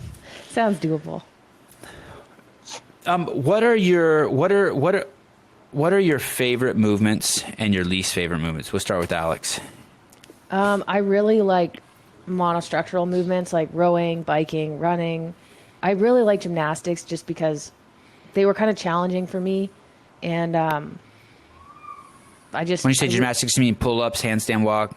Yeah, pull-ups, handstand walk, handstand push-ups, muscle-ups. Like, I think they're cool because not that many, especially females, can do them. And then my least favorite, I really dislike deadlifting or like anything super heavy, partially because I'm not very good at it and partially just because I always get a sore back after deadlifts. I don't know if you remember, there was that deadlift GHD running workout at regionals in 2016. And that just like absolutely destroyed me. It was like 3 rounds of 7 deadlifts at 275, I think. Yeah, it was 405 for the men. That was the workout that made Chandler Smith famous. Yeah. that was so bad. Anyways, Yeah, I hope, 275 sounds nuts. yeah, it was a lot. And when you say your back is sore, like injured sore, like No, it's like, I think it's the way that I'm built. okay, I have like, I don't even know. I think I have a theory that I have like a long torso. So did you ever like deadlifts, like when you first started CrossFit? No, I don't think I ever liked them. What movements don't you do anymore? I don't do a ton of GHD sit-ups. Like, I'll do them leading up to a competition in case they come up, but my coach doesn't program them. I think, or he does, it's like maybe once or twice a month. I don't think he likes the way that your body moves in them. Who's your coach? Michael Fitzgerald, OPT. And yeah, that's what I thought. And how long has he been your coach? We're coming up on 8 years now. Wow. Yeah. It's a long time. Well, please tell him I said hi. We go way back. I met him at his brother's gym in 2008 or 2009. And then of course I saw him do that amazing chipper in 2009, and he's always been a gentleman and a sweetheart of a man to me, both him and his brother actually. Yeah, I like even throughout the kerfuffle with CrossFit, I always we kept a sincere relationship. They were cool. Yeah. How about pistols? My boy Josh Bridges says he doesn't do pistols. Yeah, I do pistols. I think maybe some people have problems with their knees. I think it was Alexis. Yeah, he definitely. Johnson. I think he's missing a knee or something. Yeah, like Alexis Johnson. She's like, I can't do pistols unless I'm wearing 2 knee sleeves. I was like, you should quit CrossFit. Like, that is so bad. Sacrilege, Alex. Sacrilege. Meredith, what movements? What are your favorite and your least favorite? I like the high skill stuff. So like muscle ups, any kind of pulling. Like, I've always been a really good puller. Like, when I walked into my first like CrossFit, I want to try this out class. Like, I think the fitness assessment included like, can you do strict pull ups? And I walked in off the street and could do like 3 or 4 of them. I've always had good pulling strength. So I like that, muscle ups, pull ups. Strict handstand push-ups. I hate kipping handstand push-ups. And like snatching, as far as like Olympic lifts go. I like that. My snatch has always been freakishly close to my clean and jerk, like inappropriately close to my clean and jerk, which is both like cool and also embarrassing. My weakness tends to be, I don't like squatting. I don't like front squats, back squats. I don't have good like squat endurance. I'm not particularly strong. So in order for me to get into kind of peak elite shape, I just have to do tons and tons of volume to like be able to tolerate squatting at all. Do you guys go for a run together? Like, will one of you just wait, like at 6 o'clock at night, like just be like, hey, you want to go for a run? And you guys go for a run? We will run together if it's like we sometimes just have runs programmed and we'll run together, but never just for pleasure. No. We used to. Alex used to run on her rest days, and I would go do that with her. But that was way back. It was way back when. And is Alex a better runner than you? I'm making that assumption she is. She is. Said she likes it. I'm a good runner. I just don't. I don't do it as much. She's run a marathon. I've never run a marathon before. I'm like, I've always done well in running events. I'm quick. I'm small, so I run well. But she's better. I'm faster. If it's a sprint, I'm gonna win. If it's a 10K, Alex is gonna win, but not by like a ton. I made her do a half marathon a couple of years ago. It was right before the games, and she wasn't planning on, at that point, hadn't gotten her invite to the games because of the whole Emily Abbott thing, and it was in Banff, which is great. It's like a good first half marathon to do, and she hadn't done any training whatsoever, and she crossed the finish line and she just looked at me and was like, fuck that.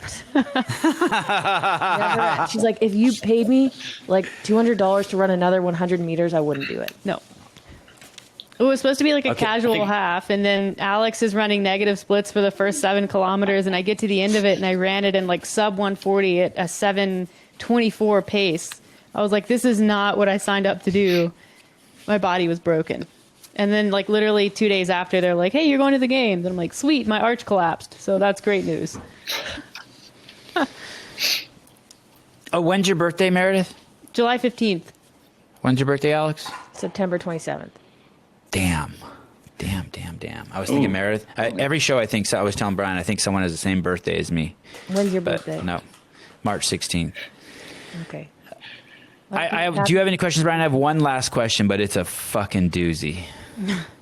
I have one question I've been wanting to ask. Okay, go. Alex, why did you cut your hair?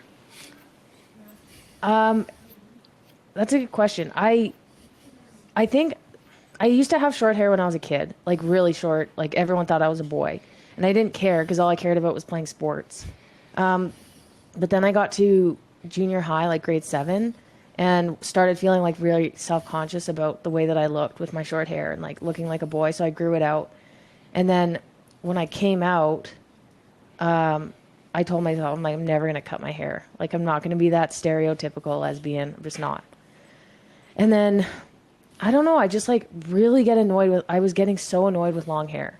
Like, I hated any time, like, it blew in my face. And then I was just wearing it up all the time. So after COVID hit, I didn't get my hair cut for a really long time because all the salons were closed. And so one day I was just like, you know what? I think I might just cut my hair off. And I asked a few people if I should do it, and they were like, do it. So I did it. Why not shorter than that, going the other way? Why not just go like Brian, just buzz it? I was thinking about doing that recently, and Meredith was like, absolutely never do that. I get Are you going to grow it long? Are you going to grow it long again? Will you just grow it long again? I think probably eventually I'll grow it long again. Like just let it grow for 3 years and then cut it short again, let it grow for 3 years, Yeah, cut it short maybe. again. Yeah. I think that's kind of cool to do that. Yeah. I'm doing that with my beard. I cut my beard completely off and look like I was 37, and now I'm growing. I'm going to look like I'm 77. Does it feel weird having a big beard? No, it becomes addicting. Okay. You start just doing I start doing a lot of this. The only thing that's weird is when it gets people start treating you different because you start looking really old, and then when food starts getting in it, then it's like it's annoying. But other than that, it's fun. Can I ask you a question, Sevan?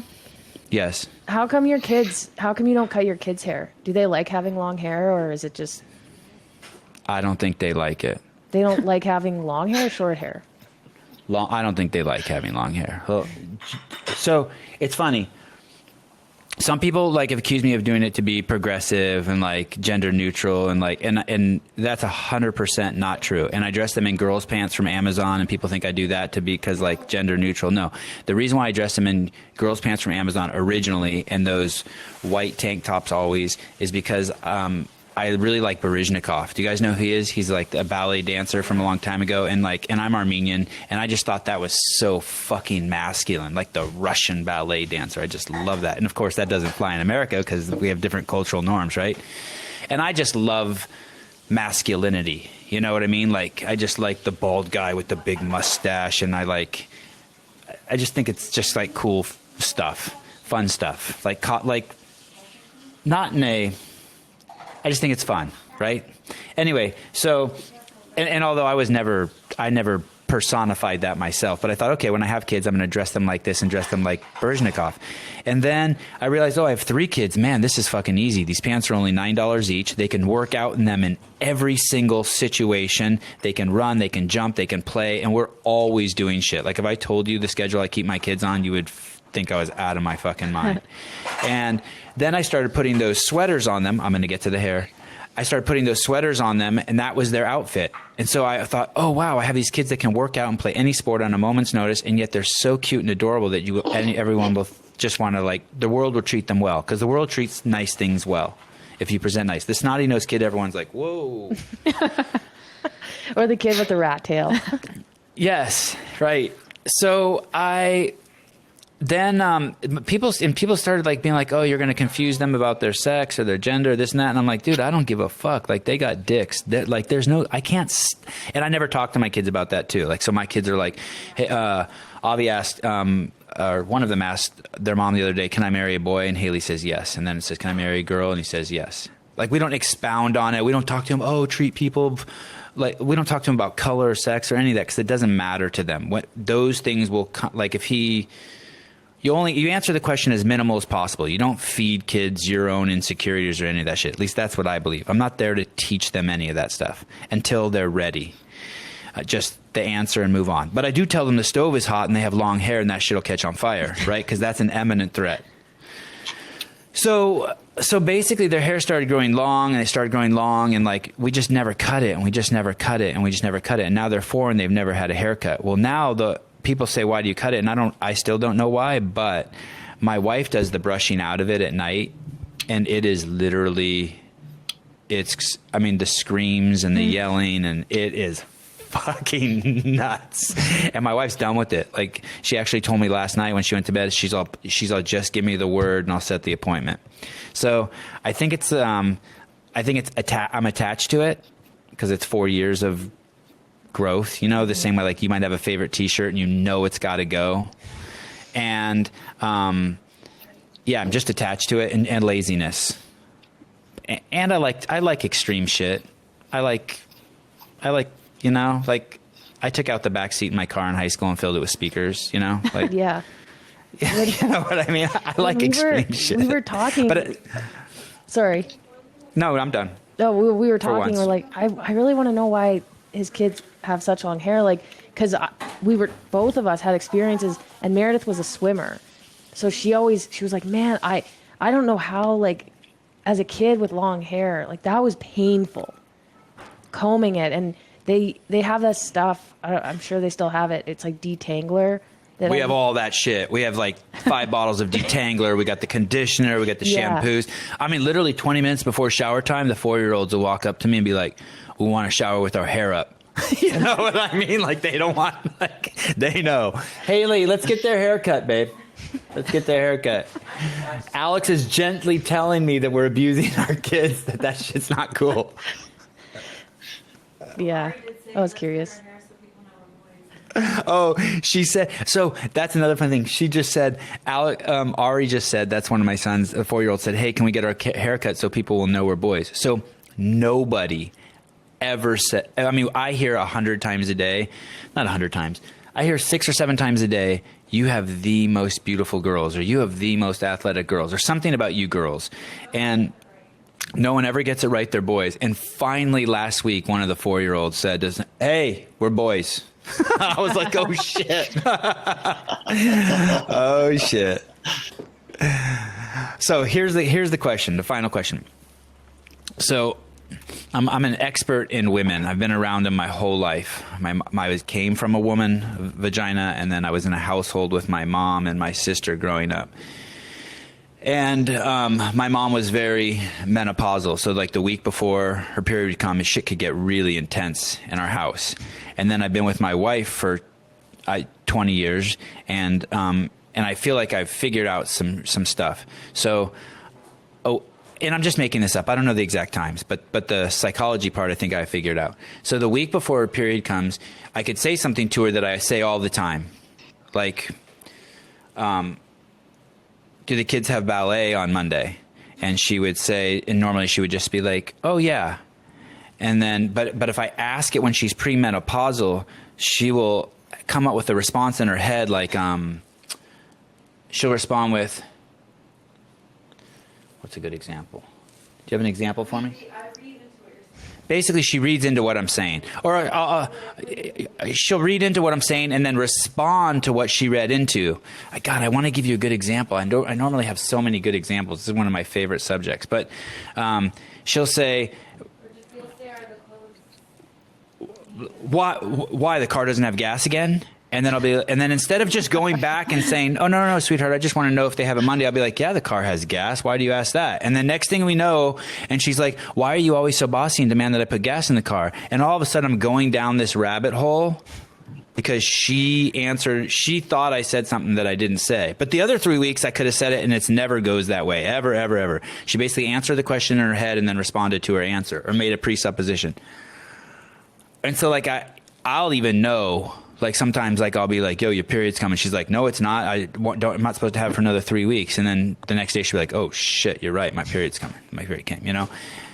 And when you and it's really hard because someone has to stay fucking present. If I go down that rabbit hole with her, I'm just as guilty as she is. Like, I fucking bit. Like, you dumb fuck. Like, hold the space. Chill.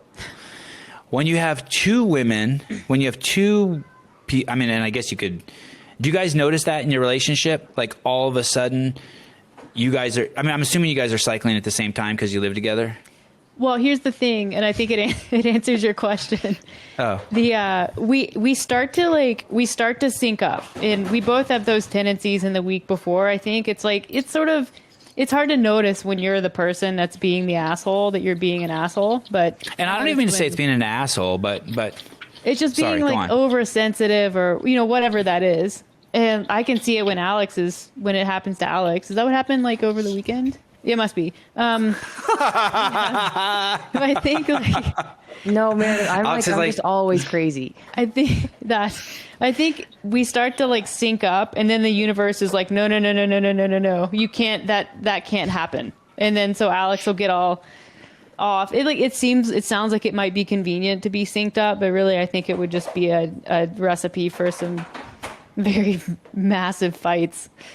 Yeah. Someone has to stay on the outside and just be like, I'm here. Yeah. Okay. You just take it. Someone has to anchor to the earth. Yeah. While the other person, like, yeah, okay, good. That makes me feel better. You guys deal with that shit too. Yeah. That's awesome. Yeah, for sure. All right. Meredith always Ladies and says gentlemen, that she thinks everyone should date a girl at some point in their life. Even straight girls. Every girl should date a girl just so you understand how fucking crazy you are. That should be a requirement for all women. Just so you get it. I think there's enough romantic comedies now. I mean, I was watching a movie with a woman the other night and watching a movie. It's about a relationship, and she's like, "Oh my god, that's just like me." You kind of nervously laugh. You're like, "I'm never like that," but you are. It's fine. It's just part of the female existence. Does the world treat you differently with short hair, Alex? Like the world treats me differently when I have a beard. I don't think people think I'm as pretty as I am with long hair. Like, I don't. Yeah, I think too. Well, it's hard to say because, like, I used to get a lot of like compliments. That was reduced when I started dating Meredith like publicly, and I think that partially has to do with just being in a relationship with someone, and then second, being gay. Maybe it's just you don't get like guys. Whatever. Not that it was like crazy. It's just now I actually feel less attractive with short hair. I don't know if that's like me projecting onto the world, like that I don't get treated the same. I get called a boy sometimes, so I think there's that too. I'm like a little self-conscious, but for the most part, I don't care that much. Long hair is beautiful. It's beautiful on men. It is beautiful on men and women. Hair is beautiful. It really is. I mean, shit. It is. Yeah. I do miss my long hair sometimes. And it wasn't even that long. It was just like normal long hair. But well, thank you. You're welcome. That was fun. Good. I was waiting for you to say that, and I'll let you go. Yeah. Thank you so much. I really enjoyed this. This is you guys are the first women we've had on the podcast, and terrified of women. So Sevan, we should have him back sometime and talk about whoa, easy, buddy. They're very smart. They've got a lot to share with the world. You guys are so easy. What's the plan today? What do you guys do today? Mondays are usually busy with work, so we kind of finished up early. I was up early because this was on the calendar, so probably just wrap up some things that we have left, and then it's nice and sunny out, so we'll go down to the river and go for a run together. We run no one has to work or anything? Now. What was that? No one has to work now? No, we're all done. We start really early. I like to get up really early on work days. That's awesome. Yeah. Were you guys why did you guys do this? Were you guys stressed out about this at all? The podcast? Yeah, why do a podcast? I don't know. We do our own, so I think I honestly used to be way more nervous about doing our own podcast and putting out material and wondering if people were going to like it or if they were going to get offended by it because, sometimes we have messaging that's a little against the grain, and So I don't get nervous doing podcasts anymore, especially when I don't have to be the one that's like prompting it and asking questions. Yeah, if you're not hosting it, it's awesome. Yeah, it's super.